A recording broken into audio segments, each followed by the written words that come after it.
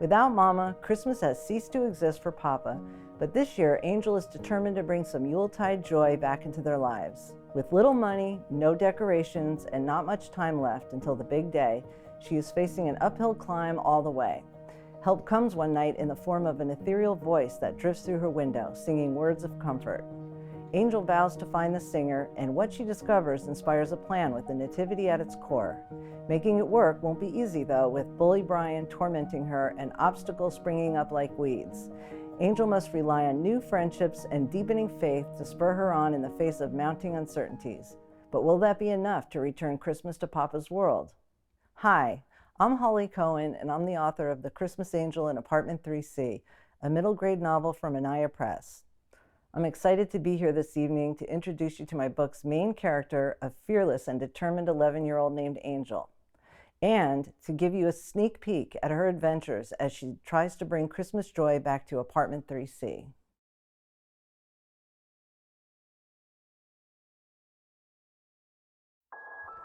Chapter 1. Angel's propped-up flashlight shone on her hands to cast shapes on her bedroom wall. A shadow puppet bunny morphed into a dog, a duck, then a dove with graceful wings. Its fluid flight across the wall soothed her. In the street below, glass shattered. Angel flinched, interrupting her dove mid-flight. She switched off the flashlight, jumped out of bed, and peered through her bedroom window, which was cracked open to let in some fresh air. A group of laughing teenagers ran away from a parked car with a broken window. Glass glittered like ice crystals in the light of the street lamp. She glanced at the clock on her nightstand. 10 o'clock p.m., still more than 2 hours to go until Papa would be home from work. His schedule as a warehouse security guard left 11-year-old Angel on her own most nights until after midnight. Papa had an arrangement with Mrs. Casanova, the building manager, so Angel could go to her if she needed anything while he worked. Mrs. Casanova was probably already asleep, though, and being a big scared baby didn't seem like a good enough reason to wake her. Angel got back into bed, pulled the covers all the way up to her chin, and tried not to let fear creep into her thoughts. Floorboards creaked in the apartment above her, and water from someone's evening bath whooshed through the pipes in the wall. Sometimes these familiar sounds lulled her back to sleep, but not this night. She tossed and turned. I might as well turn on the light and read. Angel reached for the light switch, but stopped as a silvery singing voice floated through her bedroom window.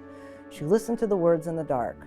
They painted the picture of a mother and holy infant sleeping in heavenly peace on a beautiful, silent night. Angel could tell the voice came from somewhere nearby. Where, though? She closed her eyes, pretending it was Mama singing her to sleep. The next morning, Angel tiptoed around the apartment so as not to disturb Papa. Before she left for school, she eased open his bedroom door and peeked in. He slept with a peaceful smile on his lips. Papa never smiled except when sleeping. Maybe he danced with Mama in his dreams. Angel savored that image for a moment before shaking herself back to reality. She would be late for school if she didn't get going. She put on her winter coat, wrapped her red woolen scarf around her neck, and grabbed her books. She locked the apartment door and dashed down the stairs, 2 at a time. A cold gust of wind greeted her when she opened the lobby door and stepped out onto the front stoop of the apartment building. On her way to school, she thought about the ethereal voice from the night before. Whose voice was it? And why did the simple words of the song give her such peace? She vowed to find out.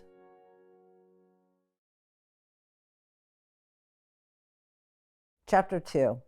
Angel hurried home from school to see Papa before he left for work. The storefront windows she ran past were a blur of red and green decorations heralding the onset of the Christmas season. If only she could convince Papa to get a Christmas tree this year.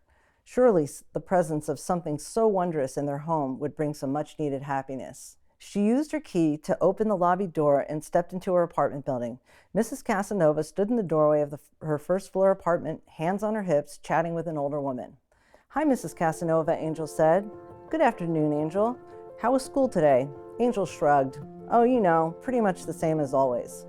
Mrs. Casanova chuckled. "Angel, have you met my friend Pearl?"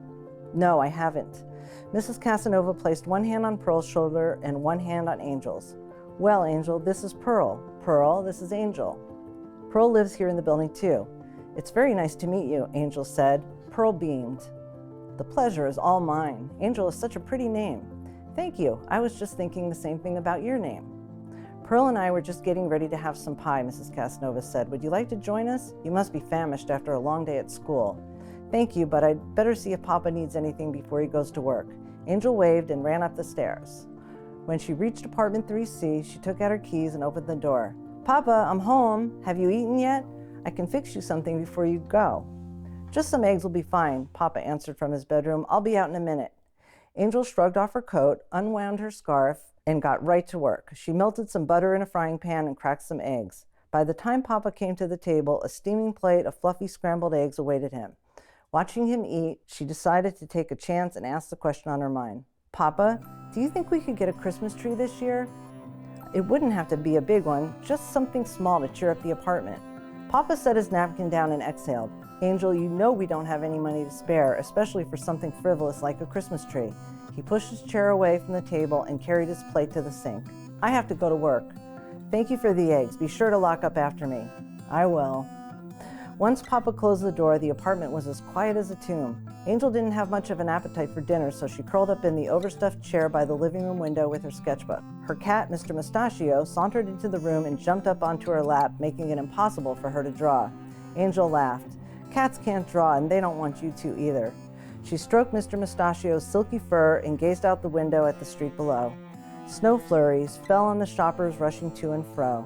Car lights, traffic lights, and Christmas lights blended into a visual symphony in the growing darkness. Life went on out there, and as always, she was on the outside looking in, or in this case, on the inside looking out. Angel longed to be part of the excitement. Why not? She popped up out of the chair, sending Mr. Mustachio scurrying away with a disgruntled meow. As Angel put on her coat, she could feel his disapproving eyes burning holes in her back. Oh, stop. I'll be back before long. With that, she closed the door and left before she could change her mind. On the street, the Christmas season hustle and bustle was in full swing. A bell ringer dressed as Santa Claus competed with the glittering lights and decorations for the attention of passers-by hurrying home to dinner. Every now and then, someone dropped some pocket change into the bell ringer's kettle. Christmas carols poured from the speakers outside a department store. Angel looked up into the early evening sky as snowflakes kissed her face. She spun round and round with her arms extended until she grew dizzy. On a guilty impulse, she glanced up at her apartment window. Sure enough, there sat Mr. Mustachio giving her the old stink eye. All right already, I'll just go see the Christmas tree in the square and be right back. Angel made her way toward the square, sliding on the snowy sidewalk like an ice skater. When she arrived, the glowing tree welcomed her with its outstretched branches. She breathed in the aroma of pine, taking it all in, especially the glistening star perched at the top of the tree. A sharp, icy pain interrupted her reverie. Holding her palm to her stinging cheek, she spotted her least favorite person on earth, Brian Cooper, and some other boys from school, snickering and pointing at her. Brian reached down to grab another snowball from a small arsenal at his feet. Locking eyes with Angel, he pointed at the snowball, then at her. Hot tears welled up in her eyes. She turned and bolted back toward her apartment building so the boys wouldn't see her cry. Their howling laughter followed her down the street. Angel didn't look back until she reached her building. Sure, she hadn't been followed. She walked up to the lobby door and reached into her pocket for her keys. Only they weren't there. She had been in such a hurry to go out, she had forgotten to bring them. Since her lobby key and apartment key hung on the same keyring, it meant she hadn't even locked her apartment door. Oh, great. To make matters worse, no light shone through Mrs. Casanova's windows, so she was either out or asleep. Angel sat on the cold stoop, her head hanging down, until a sound broke through her misery. The voice from the night before. Where was it coming from, though? She tilted her head. Most of the apartment windows were dark, but she could see light shining through the cracked open window of apartment 2C, one floor below her apartment living room. Could the voice be coming from there? Angel dragged a trash can over to the fire escape and hoisted herself onto the lid. Teetering on tiptoes, she reached up for the lowest rung of the fire escape's ladder. She pulled herself up, hand over hand, until her foot touched the lowest rung. Then she climbed toward the voice.